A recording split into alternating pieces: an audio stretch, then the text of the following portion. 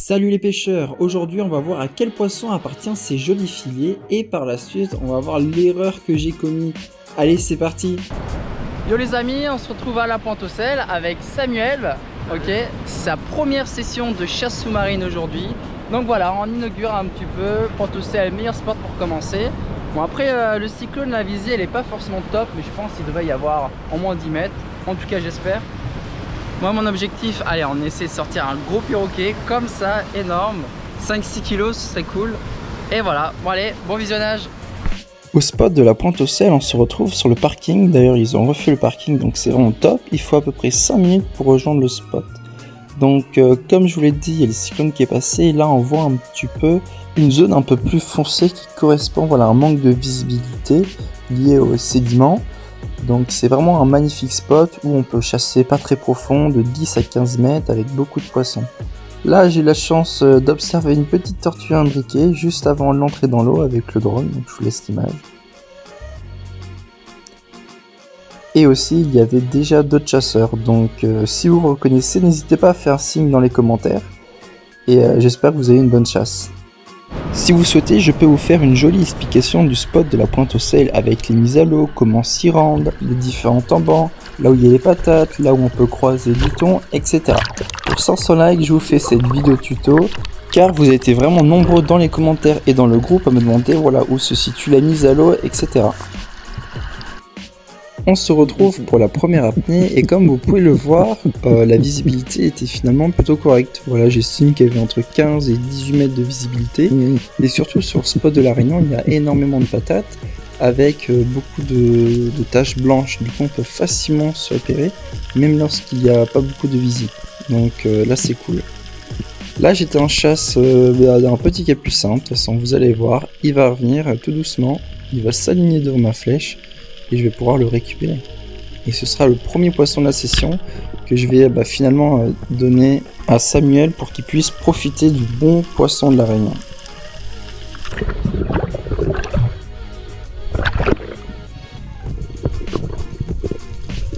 Comme d'habitude, on récupère le poisson rapidement pour l'achever pour pas qu'il souffre. Voilà, capucin, ça c'est la base. Là, c'est Samuel qui fait sa première apnée. Mettez-moi en commentaire pour les professionnels de la chasse des conseils pour qu'ils puissent s'améliorer pendant sa coulée. Il y a d'autres chasseurs qui arrivent là. Bon, là c'est parfait le spot. Là tu vas voir, toi, en bas il y aura plein de petits poissons. Ça s'appelle les perches d'or. Et ça tu les tires. Il y en a plein. Voilà. Et tu essaies de les tirer. Là, vous voyez, c'est vraiment avec les taches blanches qu'on arrive à se repérer au fond. Là, je pars sur une prochaine apnée. Je pars pour un agachon, voilà, pour essayer d'attraper du perroquet. Juste avant, j'avais fait 2 agachons où j'avais loupé un perroquet bleu. Et peut-être cette fois-ci, je vais réussir à l'avoir.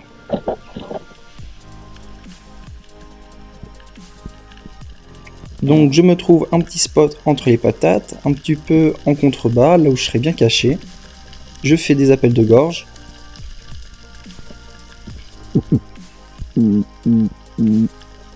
Je continue d'attendre et ma patience est récompensée. Là sur la droite, on voit un perroquet arriver. Il ne m'aura pas vu du tout, donc je vais réussir à le viser parfaitement.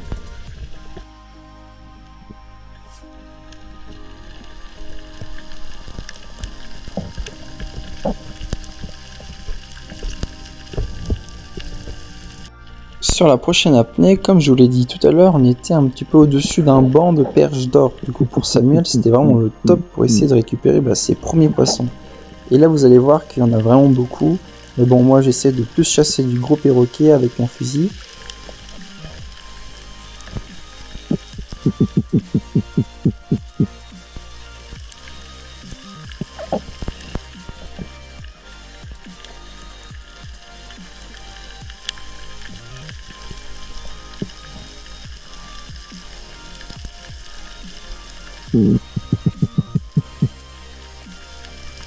Bon, au loin, on arrive à apercevoir une petite tache blanche. Ça, c'était une grosse gueule pavée. Elle devait faire entre 3 et 4 kilos.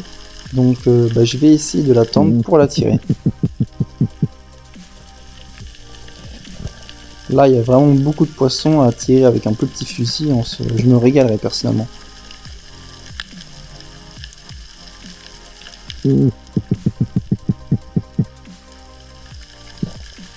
J'attends patiemment que la gueule pavée se rapproche.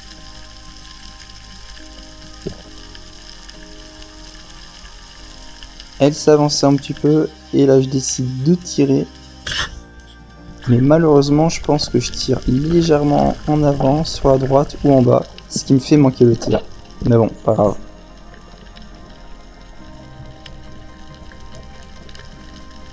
Cette fois-ci, j'étais un petit peu plus à la droite au spot, au niveau de la grande patate entre la première et la deuxième bouée. Je croise un joli latamier. Je décide d'attendre, il se met profil, il part et je tire. En regardant au ralenti, il me met une petite esquive et la flèche passe vraiment à 1 cm de lui. Donc vaut mieux que ça passe à côté que plutôt que je le blesse. Là à cet instant c'était vraiment hyper drôle, il y avait un plongeur à gauche, moi j'avais croisé un grand queue mais il était un petit peu trop petit, dans tous les cas j'aurais pas tiré, c'est 1 kg ou un petit peu moins. Et j'entendais le plongeur me supplier de pas le prendre en faisant des cris de gorge à tout va. Comme ça j'ai pu sauver un petit peu sa plongée et j'espère qu'il a rentabilisé après. Sur la prochaine apnée, c'était vraiment terrible car j'ai eu beaucoup de poissons qui sont venus, un gueule pavé, un perroquet, un capitaine, et bah j'étais un petit peu indécis, j'ai pas réussi à savoir lequel choisir. Je vais vous montrer les images, dites-moi en commentaire voilà lequel vous aurez un petit peu choisi. Donc là tout en haut on voit, non là c'est une licorne, là à droite on voit un capitaine qui part mais il va revenir, il était à portée de tir en soi. Là à côté de la licorne on voit le gueule pavé qui tourne. Voilà, il est plus sur la gauche maintenant. Et aussi, voilà, il y avait un joli perroquet, il devait faire 2 kg. Mais bon, il était rouge, donc ça veut dire que c'était une femelle. On essaye d'éviter de tirer les femelles, voilà, c'est tous les perroquets qui sont un peu noirs, rouges, jaunes, etc. Plutôt de bien tirer les verts. Voilà, donc au final, le capitaine il part, le perroquet il part, et le gueule pavé, il sera de toute manière trop loin, et je vais pas réussir à tirer car j'ai manqué d'opportunités. Juste après, Samuel était en train de préparer son apnée, et moi je croise un joli perroquet qui était un petit peu tranquille, donc je décide de vite aller le récupérer à la coulée, ce qu'il faut éviter de faire généralement. Donc là par chance, voilà, je réussis à bien l'avoir, je lui casse la colonne.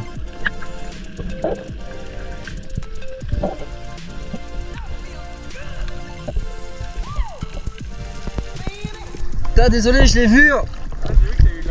Je voyais qu'il bougeait pas, je me suis dit, faut que j'aille tente. Voilà, je vais casser la colonne, là il est. T'es descendu ou pas du coup? Non, du coup je t'ai vu que tu descendais. Ah ouais, bah, ça va, c'est cool, bien, c'est gentil. Tu vois, ça, normalement ce que j'ai fait, ça évite.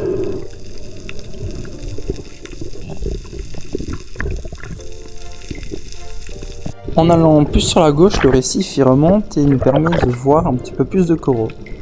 Donc là, malheureusement, actuellement, les coraux ils deviennent un petit peu plus blancs, j'ai l'impression. Allez, retenez votre apnée, on part dans une grotte sous-marine. 3, 2, 1, c'est parti. Donc cette grotte, au niveau du spot, elle se situe un petit peu plus à gauche.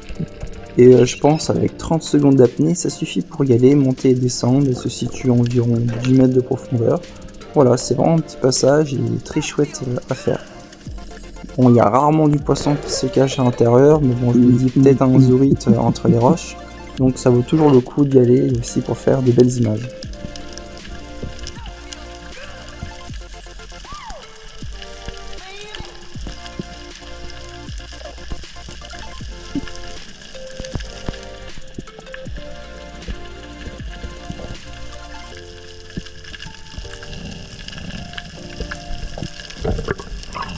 Avec le courant et un petit peu la houle, au final on était fatigué, donc ce sera la dernière vidéo de la session.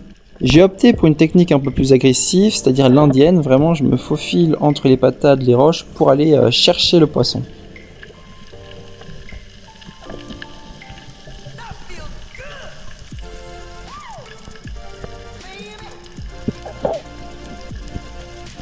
La première fois que je vais réussir à me rapprocher d'un balise titan qui est normalement un poisson très farouche et difficile à attraper.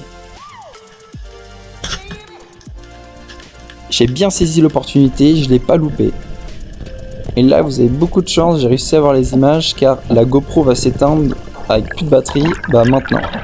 Bon les copains, on sort de la chasse, c'était super chasse, magnifique, mais il y avait un petit peu de courant quand même. T'en penses quoi? Franchement, on se faisait râler des fois, c'était terrible. Hein. Ouais, des fois ça faisait un petit peu peur, mais c'était vraiment sympa. Ouais, au niveau de la pointe, alors pour une Ouais. première session de chasse, t'en penses quoi? C'est bien la chasse ou pas? Ouais, franchement c'est kiffes top. J'ai pas envie de refaire en fait. Ouais.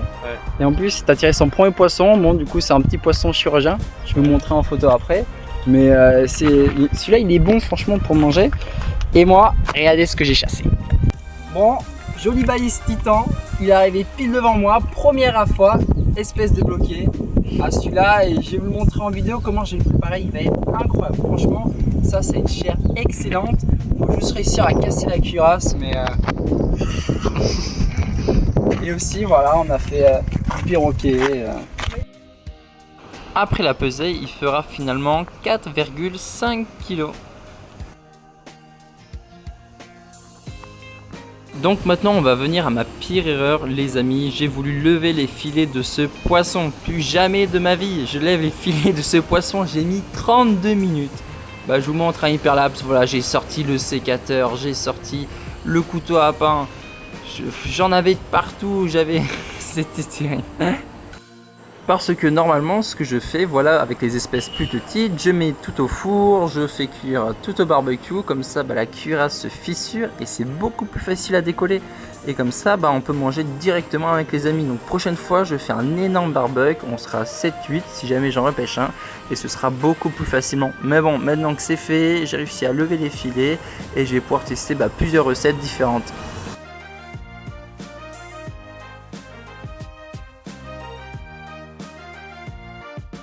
Bon les gars, ça y est, de jolis filets ont été levés. Mettez-moi en commentaire quelle est votre recette préférée pour vraiment maximiser le goût de ce joli balise titan. Moi je pense je vais le faire frire ou certainement en beignet, mais je vous tiens au courant dans le groupe, le lien est en description. Allez, à plus! N'hésite pas à regarder ma dernière vidéo où j'ai chassé un grand mérou grand en queue. Allez, à plus les chasseurs!